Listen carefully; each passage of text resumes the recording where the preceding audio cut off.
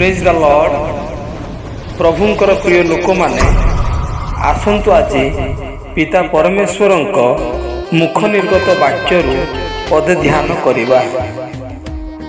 ମାତ୍ର ସେ ଆମ୍ଭମାନଙ୍କ ଅଧର୍ମ ନିମନ୍ତେ କ୍ଷତ ବିକ୍ଷତ ହେଲେ ଓ ଆମ୍ଭମାନଙ୍କର ଅପରାଧ ନିମନ୍ତେ ଚୂର୍ଣ୍ଣ ହେଲେ।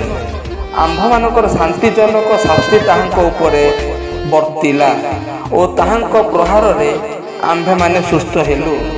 ଯିଶାୟ 53 ଅଧ୍ୟାୟର 5 ପଦ।